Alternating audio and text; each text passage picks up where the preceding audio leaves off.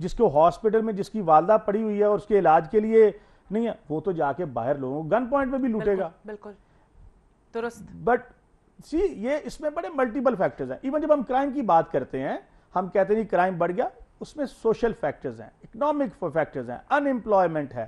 دیر از نو social system جس میں آپ کو کوئی سوشل سیکیورٹی ہو، اولڈ ایج ہاؤس ہو جہاں پہ ہاں جی. تو یہ سارے فیکٹر سے آپ ان کو ان آئسولیشن لے کے آپ ایک چھوٹی سی چیز کو شروع ہو جائیں تو دیٹ از ناٹ پاسبل. چیزوں کو آپ نظر انداز نہیں کر سکتے. یہاں پر ہمیں کال لیتے ہیں. السلام علیکم. وعلیکم السلام. جی کون ہے ہمارے ساتھ؟ جی میں شہزاد بات کر رہا ہوں لاہور سے. جی کیا کہیں گے؟ میں سب سے پہلے تو یہ کہوں گا کہ آپ کے پروگرام میں کال بہت مشکل سے ملتی ہے.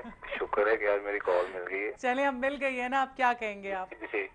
اور دوسری بات یہ ہے کہ یہ سر بیٹھے ہوئے ہیں جی، اور میں یہ کہنا چاہ رہا ہوں کہ ہمارے پاکستان کی جو پولیس ہے یہ مطلب اسی لیے صرف رشوت لیتے ہیں، کرپشن کرتے ہیں، کیونکہ یہ جب نوکریوں پہ آتے ہیں تو یہ لاکھوں روپے دے کے آتے ہیں.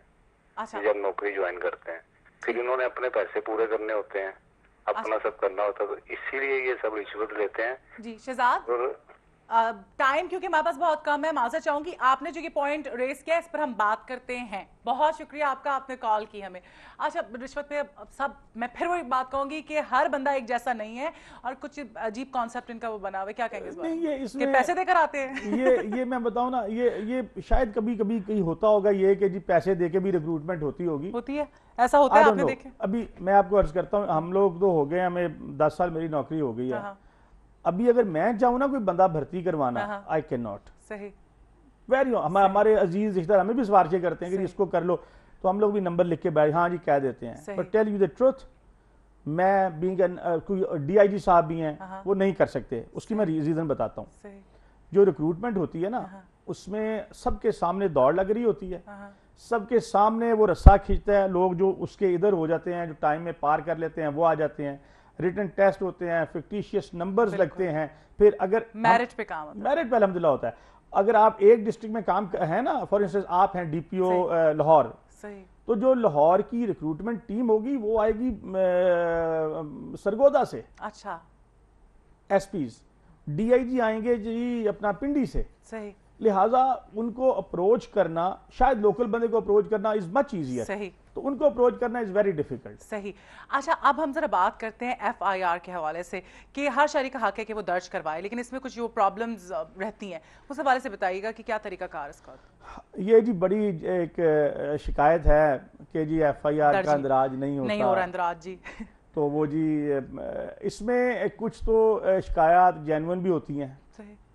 بعض جو ہیں police officers S H Os وہ اس کو اوائڈ کرتے ہیں، برکنگ کرتے ہیں.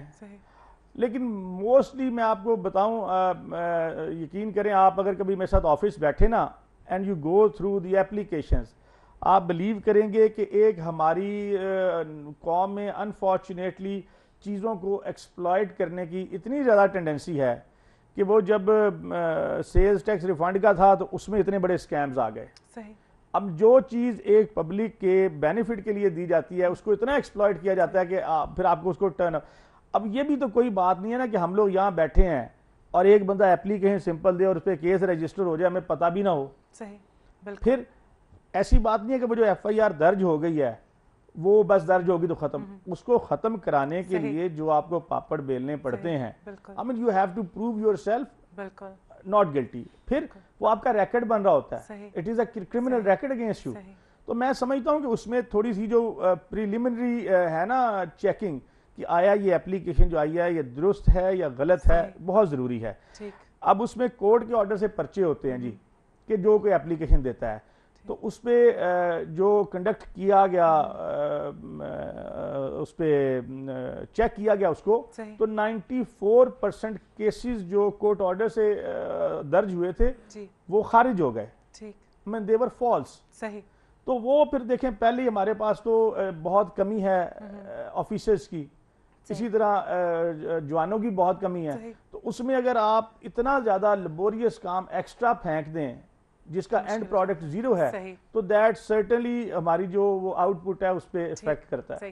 سہیل سکھیرا صاحب بہت شکریہ, آپ نے ہمارے لیے وقت نکالا. یہاں پہ وقت ختم ہو گیا. بہت سارے ایسے ایشوز تھے, بلکہ میں جاننا بھی چاہ رہی تھی کہ یہ جو تھانہ کلچر ہے اس میں تبدیلی کس طرح سے لائی جا سکتی ہے, اور بہت سارے مسئلے مسائل تھے. انشاءاللہ آپ دوبارہ ہمارے لیے وقت نکالیے گا تاکہ ان ایشوز پہ بھی ہم بات کریں.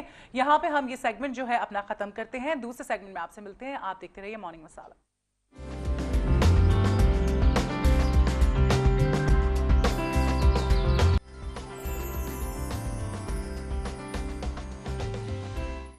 جی ویلکم بیک, اور یہ ہمارا سیگمنٹ ہے ہیلتھ کا, اور آج ہمارے ساتھ جو ڈاکٹر موجود ہیں وہ ہربل, ہومیوپیتھک اور الیکٹرانک سسٹم کے تھرو ٹریٹمنٹ کرتے ہیں. ہمارے ساتھ موجود ہیں ڈاکٹر محمد اسد عباس صاحب. السلام علیکم, کیسے مزاج ہیں آپ کے؟ خیریت سے. بہت شکریہ آپ نے ہمارے لیے وقت نکالا, اور بڑی آپ کی تعریفیں سنی تھی. ہم نے سوچا کہ آپ کو بلائیں تاکہ ناظرین جو ہیں ان کو بھی ہومیوپیتھک اور جو ٹریٹمنٹس آپ کرتے ہیں اس بارے میں ہم بتا سکیں. سب سے پہلے تو آپ یہ بتائیے گا کہ ہومیوپیتھک کے حوالے سے کہ ہومیوپیتھک جو ہے وہ کیا ہے؟ ہومیوپیتھک بیسیکلی اس کا جو ڈفرینس ہے تھوڑا سا بالکل مختلف ہے کہ میڈیسن ٹریٹمنٹ ہی, کیونکہ میڈیسن یہ ڈفرینٹ طریقے سے بنتی ہے. مین جو ڈفرینس ہے دو ہیں, جو کہ ایک ایزیلی آپ یہ سمجھ سکتے ہیں کہ یہ ہومیوپیتھی جب ٹریٹمنٹ کرتی ہے نارمل پہ جاتی ہے. جیسے بی پی اگر کسی کا ہائی ہے ہم اس کے لیے دوائی دیں گے تو وہ نارمل پہ آ کے رک جائے گی. اگر چاہے دوائی زیادہ بھی چلی جائے گی تو وہ نارمل سے نیچے لو نہیں کرے گی. دوسری نسبت یہ ہوتا ہے کہ اگر اوور ڈوزنگ ہو جائے کسی میں دوسرے سسٹمز میں تو وہ اس کو نارمل سے نیچے لے جاتا ہے. تو اس کا یہ پہلا بیسک ڈفرینس یہ ہے. دوسرا ڈفرینس وہ ذرا ٹیکنیکل ہے کہ اس میں دوائی بنتی کس طرح ہے, پوٹینسیز کیسے بنتی ہیں, وہ ذرا ٹیکنیکل ہے, وہ ڈیٹیل میں بتانا پڑتا ہے. وہ اس وقت اتنا میرے خیال میں وقت نہیں ہے. اس حوالے سے مزید بات کرتے ہیں ہومیوپیتھک جو ہے اور اس کے علاوہ جو مختلف آپ ٹریٹمنٹس کرتے ہیں اس حوالے سے ہم بات کریں گے. یہاں پر جو ہے ایک چھوٹی سی ہم بریک لیں گے. بریک کے بعد دوبارہ آپ کی خدمت میں حاضر ہوتے ہیں. آپ ہمارے ساتھ رہیے.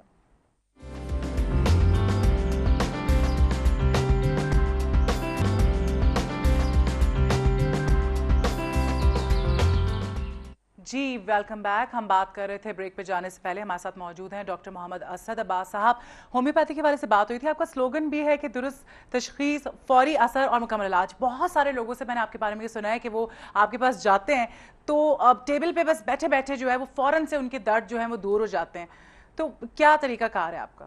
اس میں ایک سلسلہ یہ کہ یہ غلط کانسیپٹ ہے کہ ہومیوپیتھک کا علاج دیر سے ایکٹ کرتا ہے. ہاں کہا کہ یہ اگر درست تشخیص ہو جائے, درست اس کے مطابق دوائی سلیکٹ کر لی جائے, اور اس کے بعد سب سے مین چیز جو ہے درست پوٹینسی ہوتی ہے. درست پوٹینسی کے لیے سب سے زیادہ وہی چیز ہے. اگر درست پوٹینسی ہوگی فوراً اثر کرے گی, کیونکہ اس کو الیکٹرانکلی اندر سے سیٹل کرتی ہے اور اس کا الیکٹرانک سسٹم سیٹل کرتی ہے. اور جب الیکٹرانک سسٹم سیٹل ہوتا ہے پھر ٹاپ ٹریٹمنٹ سارا ہو جائے. دوسرے لفظوں میں یوں کہیں کہ ڈی این اے کی جو سرکٹ ہے, الیکٹرک سرکٹ ہے باڈی کا, وہ سیٹل جب ہو جاتا ہے اس تکلیف کے بارے میں تو اس کو فوراً آرام محسوس ہوتا ہے. ڈائگنوسس کس طرح سے ہوتا ہے؟ ڈائگنوسس کے میرا ریڈائستھیزیا کا سسٹم ہے, اس میں بیسیکلی اس میں پینڈولم ہوتا ہے ایک, اس کو ہم یوٹیلائز کرتے ہیں. اس طرح ایک انسان کا میں سلائیوا ایک زبان سے لگا کے اور یہاں اپنے ہاتھ میں رکھ لیتا ہوں. پھر یہاں سے میں ان کے ڈیفرنٹ پارٹس آف باڈی یہاں پہ امبورڈ ہوتے ہیں, ان کا سسٹم ہے. اس کے مطابق جب ہم یہ پینڈولم چلاتے ہیں اس کی موومنٹ سے ہم وہ چیک کر لیتے ہیں کہ کون سا خراب ہے. اگر یہ کیونکہ ایکچولی بیسیکلی باڈی میں الیکٹرک کرنٹ ہوتا ہے مائکرو وولٹس, تو وہ جب موو کرتا ہے نا تو وہ صحیح, اس کی جہاں پہ بیماری ہوتی ہے اس کی موومنٹ خراب ہو جاتی ہے. تو وہ اس کی موومنٹ سے ہمیں پتہ لگ جاتا ہے کون سے ایریا میں خرابی ہے. تو پھر مریض سے ڈسکس کر کے اور دیکھ لیتے ہیں, ان کو بتا دیں اس کے مختلف ایریاز